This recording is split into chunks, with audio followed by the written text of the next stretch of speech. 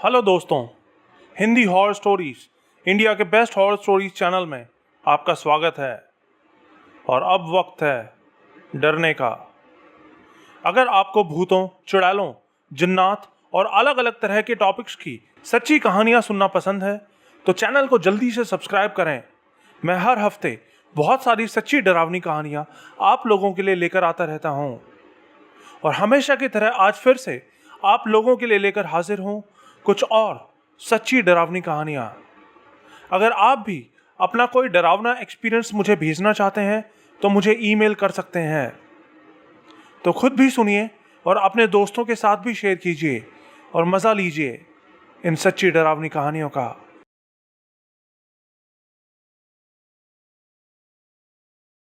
मैं आपको अपना नाम तो नहीं बता सकता, लेकिन मैं जो कहानी आपको बताने जा रहा हूं इसका एक एक वर्ड बिल्कुल सच है।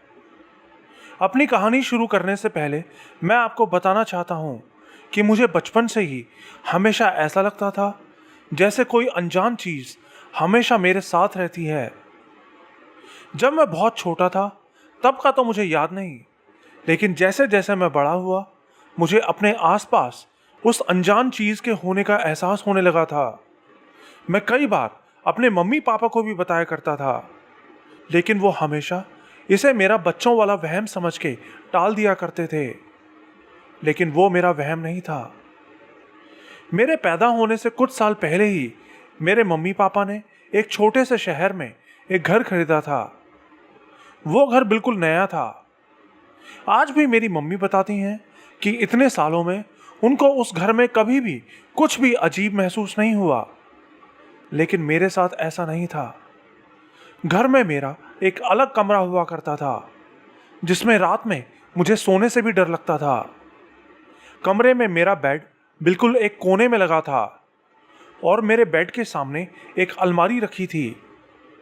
कई बार रात में जब मैं सोने के लिए लेटता तो मुझे अंधेरे में उस अलमारी के पीछे दो पीली चमकती आंखें दिखाई देती। वो देख के मैं डर के मारे पैरालाइज हो जाता था। लेकिन थोड़ी देर बाद वो आंखें उसी अंधेरे में ही गायब हो जाती थी। कितनी बार ऐसा होता कि रात में जब मेरी आंख खुलती तो मैं देखता कि मेरी अलमारी खुली है और उसके सामने एक बहुत ही लंबा सा साया खड़ा दिखाई देता, वही चमकती आंखों वाला साया। जबकि मुझे अच्छे से याद होता कि मैंने सोने से पहले अलमारी बंद की थी। मैं अपने मम्मी पापा को भी बताता, लेकिन वो तो मेरी बातों पर यकीन ही नहीं करते थे। बोलते कि जरूर टीवी पे डरावने सीरियल देखने की वजह से डर गया होगा। फिर जैसे जैसे साल बीतते गए मुझे वो साया हर दूसरी तीसरी रात दिखाई देने लगा। लेकिन वो कभी मेरे पास नहीं आता था, ना ही मुझे कुछ नुकसान पहुंचाता था। बस दूर खड़ा मुझे देखता रहता था। लेकिन धीरे धीरे वो मेरे पास आने लगा। एक रात मेरी आंख खुली तो वो बिल्कुल मेरे बेड के कोने में बैठा हुआ था। वहां बैठा वो बस मेरी तरफ देखे जा रहा था और मेरे देखते ही देखते वो गायब हो गया। तब तक मैंने अपने मम्मी पापा को भी ये सब बताना बंद कर दिया था। मैं किसी को कुछ नहीं बताता क्योंकि कोई मेरी बात पर यकीन ही नहीं करता था। इसी बीच मेरा एक कज़न भी हमारे घर आके रहने लगा। वो भी मेरी ही उम्र का था और पढ़ाई के लिए हमारे यहाँ आया था। रात में हम दोनों एक ही कमरे में सोया करते थे। बीच बीच में वो अपने घर भी जाता था, लेकिन जब भी वो मेरे कमरे में सोता मुझे वो साया दिखाई नहीं देता। अब मैं रात में अच्छे से सोने लगा था। मुझे रात में सोते हुए अब डर भी नहीं लगता था। फिर एक रात, मैं तब शायद 12 साल का था, एक रात मैं नीचे हॉल में बैठा टीवी देख रहा था। मेरा कज़न ऊपर वाले कमरे में था। तभी वो चिल्लाता हुआ नीचे भागता आया। उसकी आवाज़ सुन के मेरे मम्मी पापा भी उठ गए। पापा ने उससे पूछा, क्या हुआ, क्यों रो रहा है? तो उसने बताया कि वो ऊपर कमरे में बैठा पढ़ाई कर रहा था। तभी सामने रखी अलमारी के अंदर से जोर जोर से अलमारी पर मारने की आवाज़ सुनाई दी। उसने अलमारी खोली तो देखा कि एक आदमी अलमारी के अंदर खड़ा था। वो देख के वो चिल्लाता हुआ नीचे भाग आया। उसकी बात सुन के पापा जल्दी से भागते हुए ऊपर गए और कमरे को चेक किया, लेकिन वहां कोई नहीं था। पापा ने पूरे घर को अंदर और बाहर से अच्छे से चेक किया कि कहीं कोई चोर तो नहीं घुस आया है, लेकिन कुछ नहीं मिला। पापा ने बोला कि जरूर तुमको कोई वहम हुआ होगा, वो जरूर कोई चूहा या बिल्ली होगी। मेरा कजन भी मेरी उम्र का था, इसीलिए उसकी बात पर भी किसी ने यकीन नहीं किया, लेकिन मुझे पता था उसने किसको देखा है। कुछ महीने बीत गए। फिर एक दिन मेरे दादाजी, जो कई सालों से बीमार चल रहे थे, उनकी मौत हो गई। मुझे ये बोलना अच्छा तो नहीं लग रहा, लेकिन मुझे अपने दादाजी की मौत का ज़्यादा दुख नहीं था, क्योंकि मेरे दादाजी बहुत गुस्से वाले थे। वो मुझे बहुत डांटते और पीटते थे। उनको कई सालों से कोई ऐसी बीमारी हो गई थी जिससे उन्हें बात बात पे गुस्सा आने लगा था, और वो अपना गुस्सा हमेशा मुझ पे ही निकालते थे। लेकिन फिर भी उनकी लाश देखकर मुझे थोड़ा बुरा ज़रूर लग रहा था। फिर जब हम उनकी डेड बॉडी को बाहर लेकर जा रहे थे, तभी मुझे एक पेड़ के पास वो खड़े दिखाई दिए। वो मेरे दादाजी, जिंदा, लेकिन उनका चेहरा कुछ अलग सा दिखाई पड़ रहा था। उनकी आंखें बिल्कुल काली थी और चेहरा लाल हो रखा था। मुझे देखकर वो मुस्कुराए और धीरे से बोले, बेटा, मैं कोशिश करूंगा कि अगला नंबर तुम्हारा ना हो। मुझे तो समझ ही नहीं आया कि ये सब क्या हो रहा है। दादाजी की लाश तो मेरे सामने ले जाई जा रही थी। मैंने किसी से कुछ नहीं कहा। फिर करीब 2 हफ्ते बाद एक दिन हम दोनों भाई मिलके उस कमरे की साफ सफाई कर रहे थे जिसमें दादाजी रहा करते थे। सफाई करते करते अचानक मेरा कज़न जोर से चीख उठा। मैंने पूछा क्या हुआ, तो उसने बताया कि उसको दादाजी का चेहरा उस कमरे में लगे शीशे में दिखाई दिया। वो उसको देखकर मुस्कुरा रहे थे। हम दोनों उसी वक्त वहां से भाग निकले। मुझे यकीन था कि मेरे दादाजी की आत्मा अभी भी इसी घर में है, और शायद वही आत्मा मुझे इतने सालों से परेशान कर रही थी। लेकिन ऐसा कैसे हो सकता था, क्योंकि मुझे तो वो साया उनकी मौत के बहुत पहले से दिखाई दे रहा था। फिर धीरे धीरे मुझे ये समझ आने लगा था कि वो साया जो मुझे इतने सालों से रात में दिखाई दे रहा था, ये वही साया था जो मेरे दादाजी का रूप लेकर हमें दिखाई देता था। लेकिन क्यों? शायद हमें डराने के लिए, या फिर कुछ बताने के लिए। अगर वो कोई बुरी शक्ति है तो आज तक उसने मुझे कोई नुकसान क्यों नहीं पहुंचाया। आज मेरी उम्र 17 साल हो चुकी है। आज भी मुझे वो साया हर रोज कम से कम एक बार तो जरूर दिखाई दे जाता है, लेकिन पहले की तरह वो मुझे सिर्फ रात में नहीं दिखाई देता। वो मुझे कहीं भी दिखाई दे जाता है, कभी बाथरूम में तो कभी घर के बाहर बगीचे में, और वो वहां खड़ा सिर्फ मेरी तरफ देखता रहता है। पता नहीं क्यों। क्या वो इंतजार कर रहा है सही वक्त के आने का, मेरा बुरा करने का, या फिर वो मेरा बुरा करना ही नहीं चाहता। मुझे तो कुछ समझ नहीं आता। अगर आपको कुछ पता है इस बारे में तो प्लीज मुझे जरूर बताइए।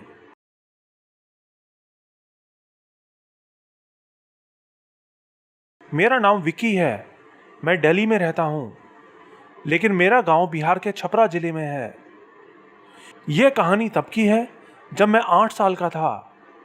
तब मुझे नदी में नहाने का बहुत शौक था, और मैं जब भी अपने गांव में घूमने जाता था तो रोज नदी में नहाने जाता था। तो उस दिन भी अपने गांव जाते हुए मैंने सोच रखा था कि गांव पहुंचते ही मैं सबसे पहले नदी में नहाने के लिए जाऊंगा।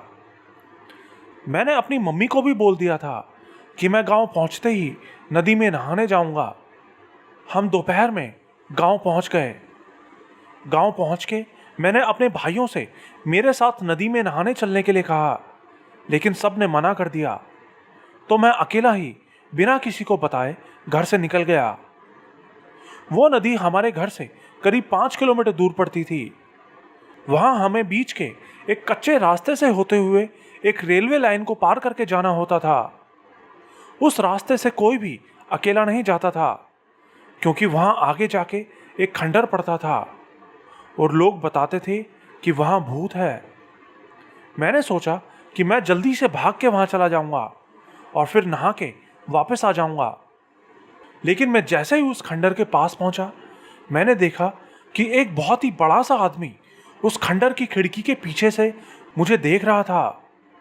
लेकिन पलक झपकते ही वो आदमी वहाँ से गायब हो गया। मैं तब अकेला था और उस आदमी को वहाँ देख के मैं डर गया और जल्दी से घर वापस आने लगा।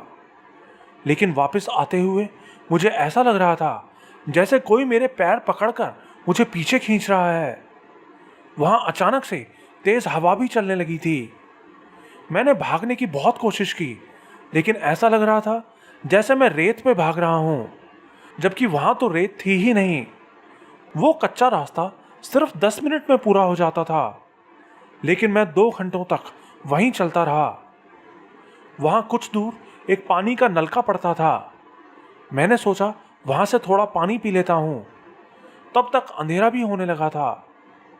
लेकिन फिर पानी पी के मैं जैसे ही आगे बढ़ा, मैंने देखा कि दूर अंधेरे में एक बूढ़ी औरत खड़ी थी और वो तेजी से मेरी तरफ आ रही थी। मैं और ज़्यादा डर गया, लेकिन वो जैसे ही मेरे पास पहुंची, मैंने देखा कि वो तो मेरी नानी है। मैंने नानी को सारी बात बताई कि मैं कई घंटों से चलता जा रहा हूँ, लेकिन घर नहीं पहुँच पा रहा। मेरी बात सुन के नानी मुझे जल्दी से एक बाबा के पास लेकर गई। लेकिन मैं जब उस बाबा के घर में जा रहा था तो मुझे बहुत घबराहट सी महसूस हो रही थी। फिर उस बाबा ने मुझे थोड़ा पानी पीने को दिया। पानी पी के मुझे थोड़ा अच्छा महसूस होने लगा। फिर उसने मुझसे पूछा कि तुम कहाँ गए थे। मैंने उनको सब कुछ बता दिया। फिर उस बाबा ने मेरे चारों तरफ भभूत से एक गोला बना दिया। गोला बनाते ही मुझे बहुत पसीने आने लगे। मुझे ऐसा लग रहा था जैसे मैं आग के सामने बैठा हूं। वो बाबा मंत्र पढ़ने लगा। मेरे शरीर में जलन बढ़ती जा रही थी, लेकिन कुछ ही देर बाद सब कुछ नॉर्मल हो गया। फिर उन्होंने मुझे कुछ खाने को दिया और उस भभूत को उठा के मुझे देते हुए कहा कि इसे ले जाके नदी में बहा देना। मैंने वैसा ही किया। मैंने अपने भाई के साथ बाइक पे नदी पे जाके उस भभूत को नदी में बहा दिया। उस बाबा ने बताया कि मेरे ऊपर एक पूरे परिवार की आत्मा सवार हो गई थी। उन लोगों की मौत उस रेल की पटरी पर ही हुई थी, इसलिए कोई भी उस रास्ते से आता जाता नहीं था। लेकिन मैं उस रास्ते पे चला गया और उन्होंने मुझे पकड़ लिया, लेकिन उस बाबा ने मेरी जान बचा ली थी।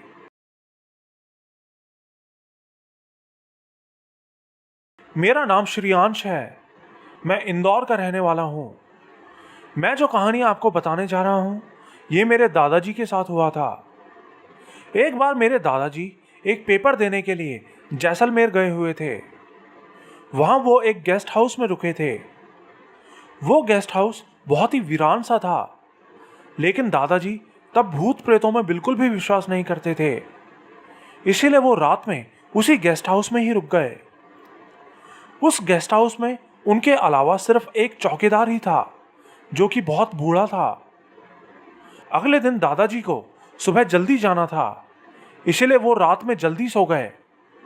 लेकिन सोते सोते रात के 2 बजे अचानक उनको साथ वाले कमरे से नाच गाने की आवाज़ें सुनाई देने लगी। लेकिन ये कैसे हो सकता था, क्योंकि उनके साथ वाले कमरे पे तो ताला लगा था और चौकीदार के हिसाब से वो कमरा कई सालों से बंद था।